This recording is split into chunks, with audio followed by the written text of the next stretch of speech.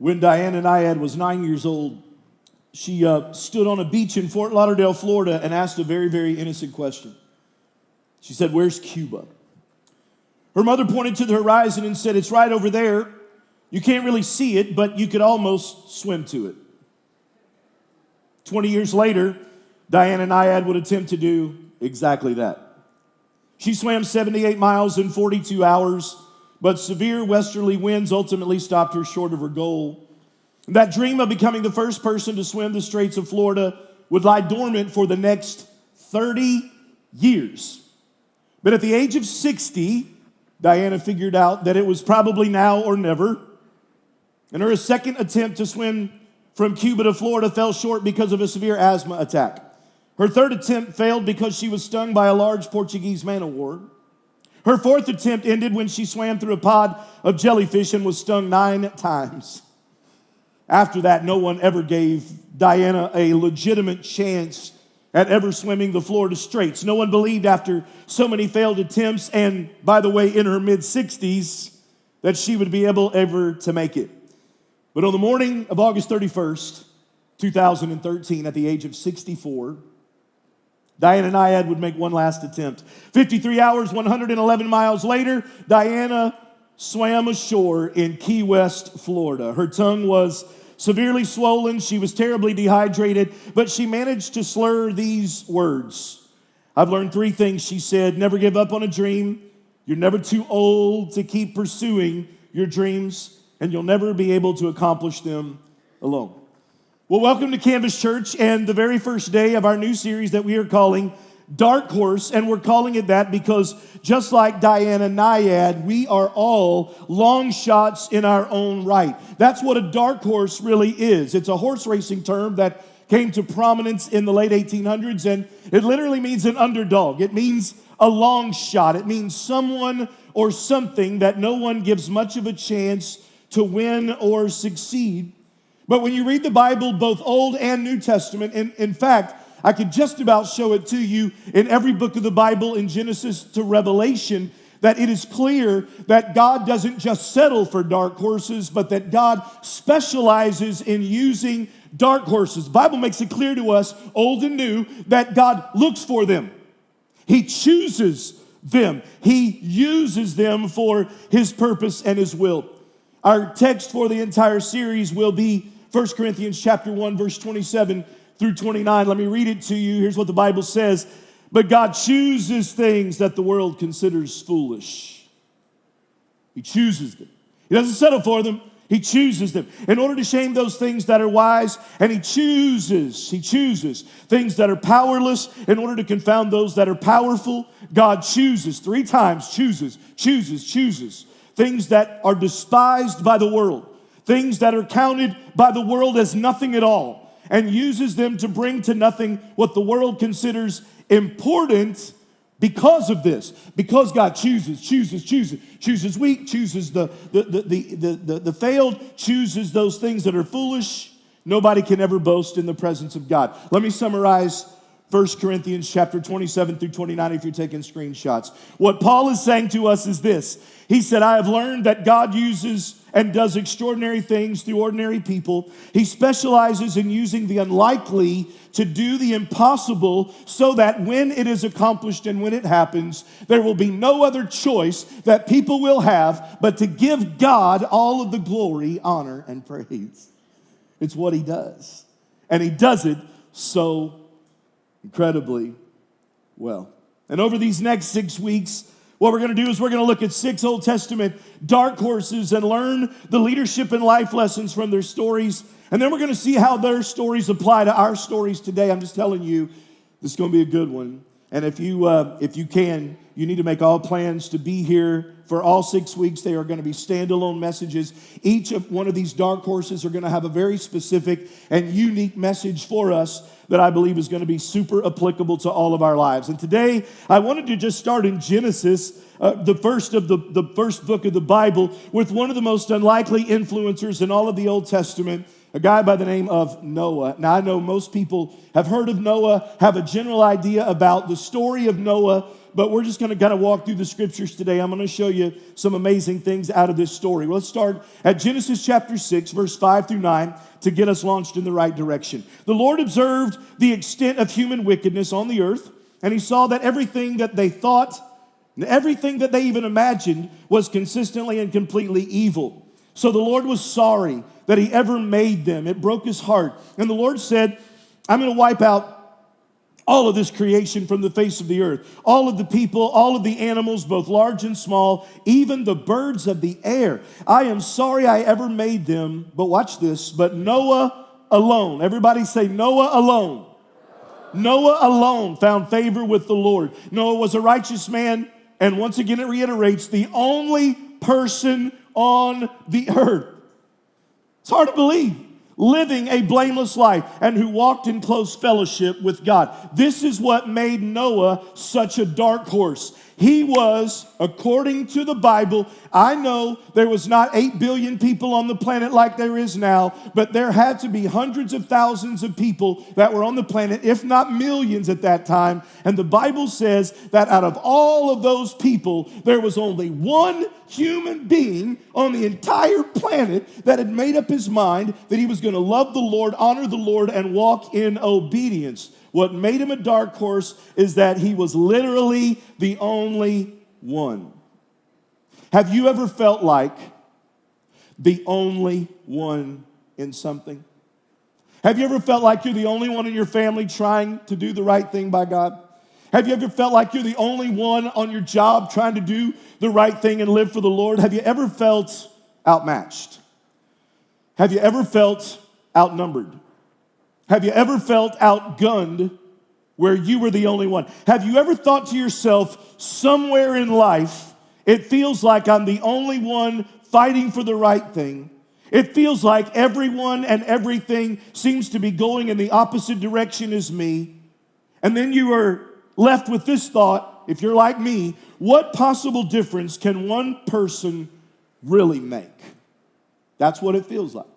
What difference can I really make here on this job? What difference can I make in my family? What difference can I make in life? You're going to find out today that it matters. Now, most of us are pretty familiar with the story, but let me just kind of pick you up in case you're new to church or new to the Bible. God warned Noah of what was coming to the world and instructed him to build an ark to save he and his family. This was, as you well know, a massive and elaborate task. There wasn't a Lowe's or a Home Depot or a set of DeWalt power tools anywhere in sight. And so my man had to just carve it out and do it old school. In fact, scholars estimate the time frame that it took to build the ark was between 55 and 75 years. 55 and 75 years. And those who watched this saga unfold over time of that incredible length of time no doubt believed him to be insane, and I imagine that they told him so regularly. The Bible doesn't really tell us that. It's been preached that way for years, but the Bible never really says that people mocked him. But in our imagination, they'd never seen rain. They did not understand what a flood was. And this guy has devoted 75 years of his life to building something they do not understand. They cannot fathom what it is. And you know, if you've ever seen Field of Dreams, where he plows under his corn to build a ball field in the middle of nowhere, and nobody understands it, but he heard a voice. And that voice was leading him to do something, and that's exactly what Noah was doing. Nobody else heard the voice. Nobody else had gotten the same revelation. Nobody else knew what he was talking about or where he was going. They just knew that this guy was devoting incredible amounts of energy and time and expense to do something that nobody could fathom or understand. And I think if Noah were here and could share with us his greatest life and leadership lesson, it would be this, if you're taking screenshots. That one person willing to walk in obedience, one person willing to take a stand and do the right thing can make a huge difference and actually, quite literally, change their world. It's true. Now, it's true. In spite of what the devil tells you, in spite of what your own conscience tells you, in spite of those moments of discouragement when your heart tells you that it will never happen, it can happen. Now, here's the deal. Noah lived to be 950 years old. He must have been a CrossFitter or something. I don't know. Ate keto or paleo or something. That's quite an accomplishment in and of itself, but that's nothing compared to the way the Bible says apparently he lived his life. Not just the length of time, but the way that he lived it. Scriptures tell us that it was Noah's character, his commitment to God that literally saved humanity from extinction. And what I want to do today for our limited time is I'm going to share with you 4 things that I think Noah teaches us. And then in the end, I'm going to give you 3 things that I think if Noah was standing on this stage and he could speak to every one of us who feel alone, who have felt alone, who think that we're outmatched, outgunned, and outnumbered, what he would say to us if he could be here today so that we could walk away from here, enter back into the world, carrying the presence of God with us, and know that we have the ability to make a difference. 4 lessons and then 3 leadership principles. Here we go. Number 1, I think Noah would tell us that when we live every day to honor God, we have the ability to absolutely make a difference for our families. For our families. The way we live our lives never just impacts and affects us only. Our lives have a very real ripple effect. We might not always see it immediately or while we're in the middle of the fight, but I promise you, it still happens just the same. When God sees the integrity of Noah, God instructs him to begin construction on an ark to not only spare his life, but the Bible says that it is, I want you to, don't miss this, his obedience doesn't just benefit him only, it benefits his family. Let me show it to you. Genesis 7:1. When everything was finally ready, the Lord said to Noah, go into the ark, you and all your family. Don't miss this last part. For among all the people of the earth, I know that you alone are righteous. Please note that he did not say, I noticed that your whole family's righteous too. Bible never tells us that his kids were righteous. Bible never tells us that his wife walked in righteousness. The Bible says that even though God spared his entire family, what he recognizes is the righteousness of Noah. We have no clear indication that even any of his family loved God or walked with God. But it was the integrity of Noah, the love of Noah for God that rippled out into his family. The way that we live our lives directly impacts those who are closest to us, and only God knows how far out that will ripple. I thought about this a lot as I was preparing this message. Many of you know my mother and father. Many of you don't, but my mother and father have honored God and each other my entire life, all of my brothers and mine's life. I've never seen anything else out of my mom and dad. And while I didn't always do the right thing as a young man, many of you know about that, or live the right way, those seeds from my mother and my father were sown into my life, and they never wilted and they never withered away. I witnessed over the years of 32 years of pastoring my mom and dad's leadership and courage under fire. I saw them sacrifice for the churches they pastored and for the people that they served.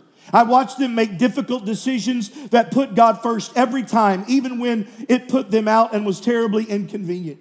And I am convinced the heart of leadership that directs my life to this day was forged by what I had the great opportunity to witness up close in my home and life my entire life.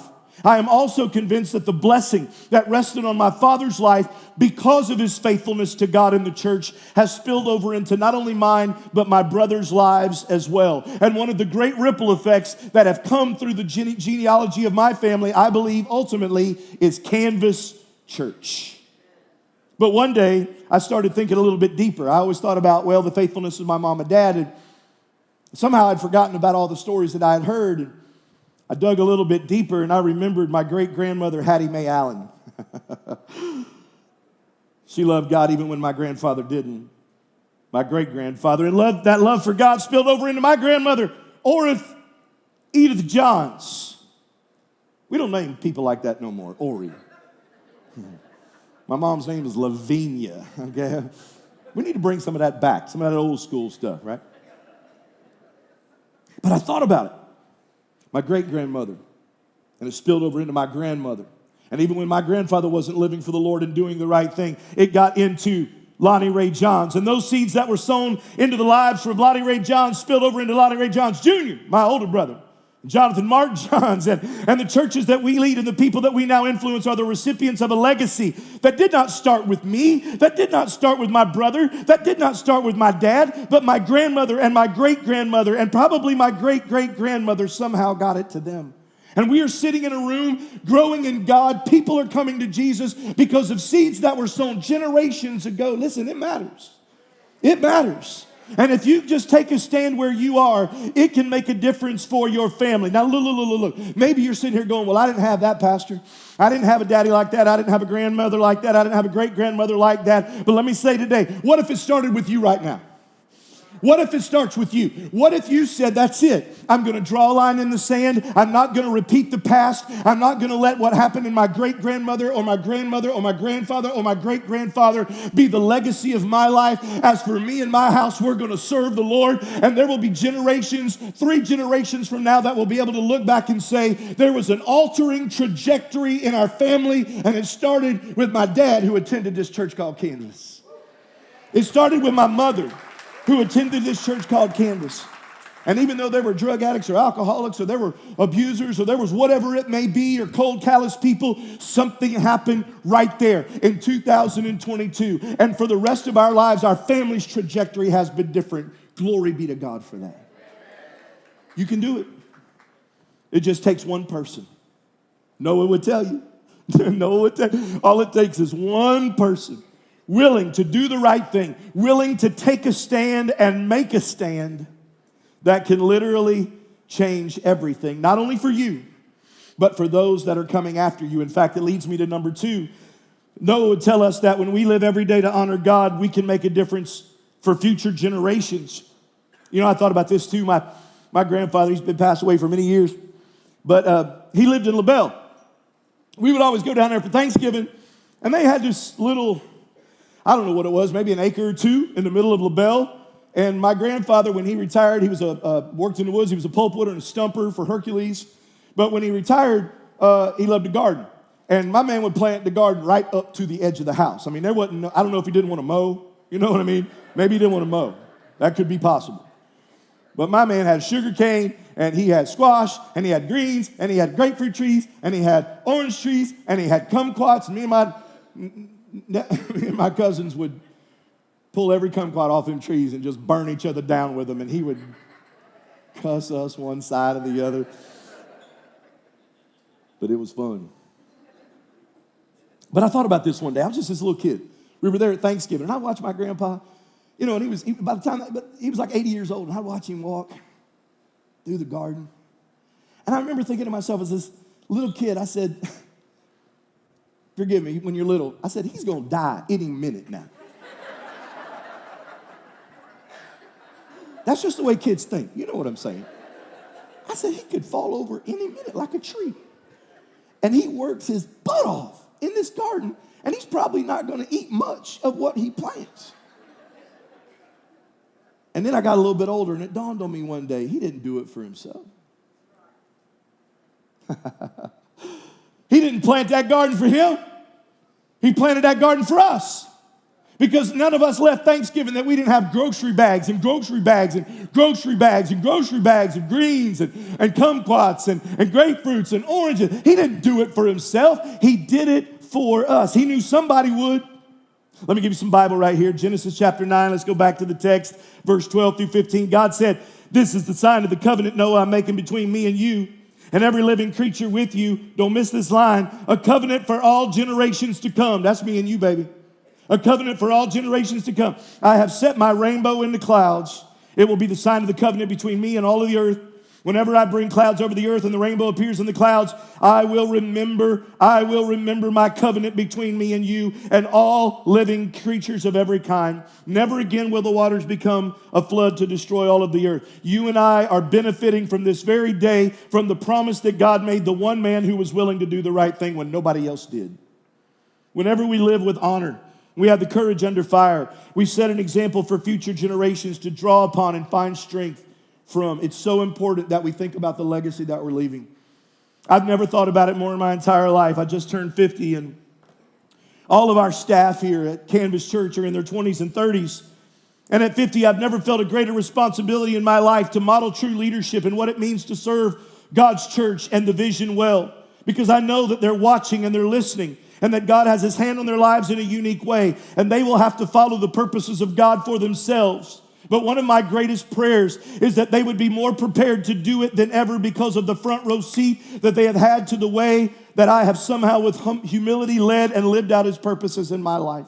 Now, maybe you're not responsible for a large organization or a church or a staff of people, but here's what I will promise you. I will promise you that somebody somewhere is watching your life. You may not think about it that way. You may not know it, but somebody somewhere is watching your life. You are a leader whether you think you are one or not. And if you have any influence with anyone anywhere, you need to ask yourself these questions. What are they learning from me? What am I leaving behind for the next generation? What are they learning about God from walking from the way that I walk out my life of faith? What precedent am I setting that will outlive me and benefit those that are coming after me? You need to think about it because it matters. Let me give you some Bible here. Psalm 78, verses 1 through 7. The psalmist said it like this. "O my people, hear these instructions and open your ears to what I'm saying.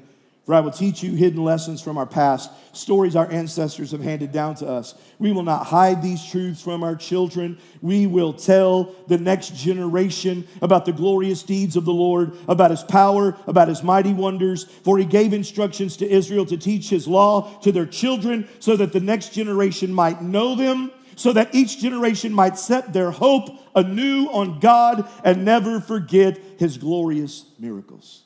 Let me say it to you this way. Ladies and gentlemen, the best way to teach our children and grandchildren how to walk with God is to let them see us consistently doing it and to remind them about all the times in our lives that God has walked with us. Tell them about it. Rehearse to them. In the Old Testament, when this was written, and what he's referring to is one of the big moments was when they crossed over the Jordan to take the promised land, and when they got on the other side, because remember, the priests had the Ark of the Covenant, the presence of God, and it was in flood stage. And so when they had to get down into the Jordan River by faith, in other words, the waters didn't part when they were a foot from it, when they were 6 inches from it, when they were 1 inch from it. There was a trust. God didn't roll back the waters and then say, here's dry ground, go ahead and load up everything and go. Bible says that they had to load up as if they were going through, and when their toe touched the water, then God, because that's how God works, it's got to be faith. And then God rolled back the waters. And when they all walked across, 1 million people on dry ground, when they got on the other side, he told Joshua, he said, I want you to take 12 stones and I want you to make an altar. I want you to make a memorial, because future generations will come by here hundreds of years from now. And they're going to see this and they're going to ask, what are these stones about? And you are going to get an opportunity to vocally and orally always remind them about the faithfulness of God, the goodness of God, when you prayed and you believed and God met you and he did wondrous things among you and with you in your life. That's what you got to do. Don't keep it hid. Don't keep it secret. Remind your children about the work of God in your life and how God has walked with you. Number 3, Noah would tell us that when we live every day with scriptural integrity, we can make a difference for God. We really can. We can make a difference for God. Let me give you some Bible here. 2 Chronicles 16, verse 9. For the eyes of the Lord are constantly searching the whole earth. Remember, he's looking, he's searching, he's choosing to show his strength through those whose hearts are fully committed to him. God cannot use half-hearted people. God will not use half-hearted people. He's looking for those whose hearts that are fully committed to him. God is always looking for somebody to stand in the gap. He found it in Noah. And because of Noah's amazing relationship with God, he changed the course of history. Here's what I'm trying to tell you. God has a purpose for our families. God has a purpose for our business, our friends, and everything else that you and I touch. And if our hearts are committed to him, he will use us to accomplish his will in all of these things. And too many people in this world, that's why I love this series, why I'm so stoked to preach this series. Because too many people in this world think that God only does great things through extraordinary people that are highly talented, highly gifted, and everybody can clearly see their value. But that is not what the Bible says, and that's really not what history shows. God does extraordinary things through ordinary people who live with uncommon commitment to him. They're willing to sell out everything. Let me say it to you this way. He's not looking for great talent. He's looking for spiritual tenacity. He's not searching for people with great gifts and ability. He's looking for people with great willingness and availability. People that say, here am I, Lord, send me. Here am I, Lord, send me. And number 4, Noah would tell us that when we live every day for God, I had to throw this one in there because it's just so true, and I think it just glaringly stares at us. We can make a difference at any age of our lives. You ain't never too young, and you ain't never too old.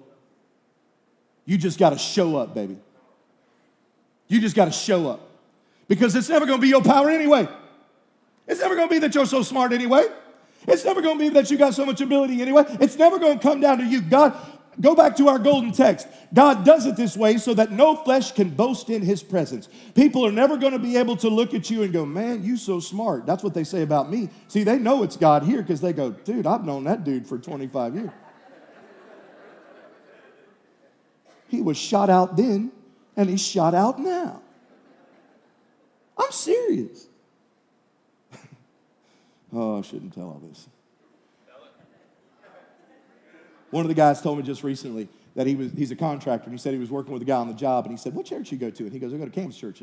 And he said, Campus Church, I've heard about that. Where is it? And he said, it's in Alachua. I think they were in Jacksonville. And he said, yeah, who's your pastor? He said, Mark Johns. He said, Mark John. J. Mark John? He said, yeah. He said, I burn more dope with that sucker. How does he got a cell in his brain left? Can't be the same guy. He pulls him up, shows him a picture. He said, this is the dude. He said, holy crap, man. That's unbelievable. I'm not, look, I don't want to glorify that. I'm not proud. What I'm saying is, there's a bunch of people who know me. And they know if they come here and they see this, there's no way that I could put this together, plan this out.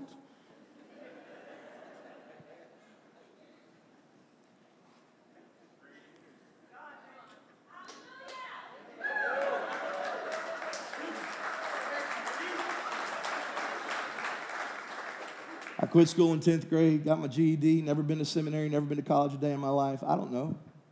I'm winging it, y'all. I'm just winging it. But here's what I learned from Noah.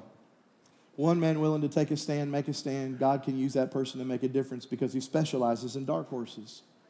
I'm one, you're one.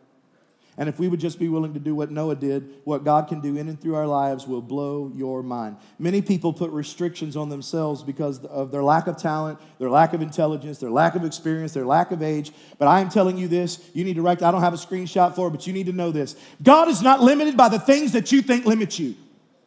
God is not limited by the things that you think limit you. He is sovereign in all of his ways. And he can use donkeys, and he can use little boys, and he can use old men, and he can use women, and he can use animals, and he can use weather. God is not restricted by anything, and he proves that to us throughout all of the Bible.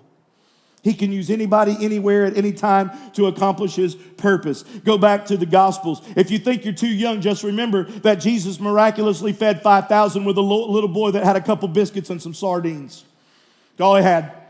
But he said, it's what I got, and I'll give it to you. God blessed it, broke it, and fed 5,000. Even more, they picked up 12 basketfuls. If you think you're too old, keep in mind that Noah was 600 years old when he first started on the ark. Good Lord.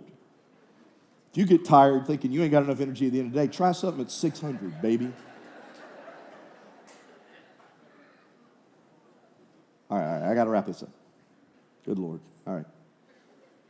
If Noah were here today, I think he would give us three things. I think if I could just take the mic and hand it to Noah and say, look, man, I've done my best preaching your story, but if you could tell our people, what would you say to the people in this room about moving forward, walking with God, leaving here today, and actually making a difference with their life? I think there's three things Noah would say to you. Number one, I think Noah would say, look, you can never be afraid to take a stand for what's right.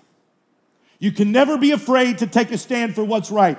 Noah stood alone in his commitment to God, and that had to be hard. But I am telling you, ladies and gentlemen, that leadership by nature means that sometimes you have to be willing to be the only one who believes in the vision for a while until other people see it and come alongside with you.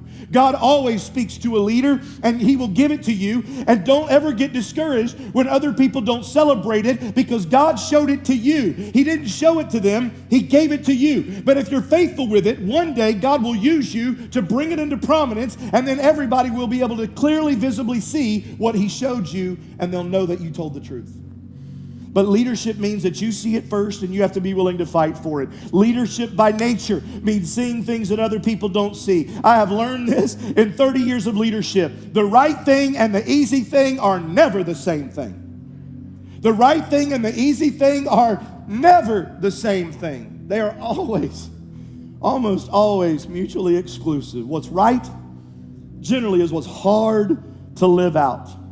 Difference makers in this world are always just a little different. Don't be afraid to speak up. Don't be afraid to stand out. Don't be afraid to reach down to do what's right. I don't know there's a better message I could be preaching to children and our young adults and our students starting school. Because you're going back into the fire. In a world that is trying to bait you and help you and tell you that compromising your godly integrity, that if you live for God, that somehow you're old school, you're not cool, that somehow you're just going to have to, in order to fit in order to be accepted, in order to be loved, you're going to have to compromise your faith in God. One person willing to take a stand and make a stand can make a difference in this world. The truth is there's a lot of people just waiting on that one person to stand up and be counted, and it stiffens the spines of many people around them. You're a leader, not a follower. Don't ever forget it. God's hand is on you. And you have the ability to take Christ into the school this year and to live in a way that honors Him. It can feel lonely at times. I know. I've been there. But leadership by nature means sometimes you're out in front before others catch up, and that you see what others don't see, but one day they will, and they'll thank you for fighting the good fight. Number 2, I think Noah would say, never be afraid to be the first one to follow God into something new. Never be afraid to follow God into something new. It was beyond strange to build a huge boat far from the ocean or a river, and especially when it had never rained before. No one could even fathom what a flood was. But Noah was more concerned with obeying God than he was looking foolish. Let me say this too. Just because it's never been done before doesn't mean you can't do it.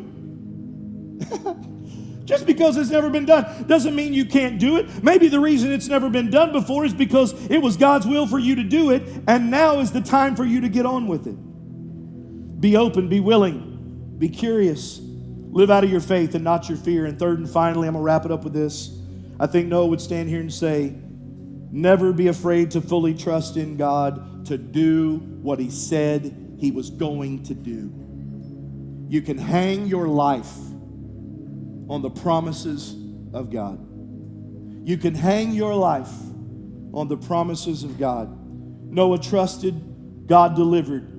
And every time you walk outside and you look up in the sky and you see a rainbow, you remember that whatever God is leading you to do, He's already got it covered, and He's going to see it through.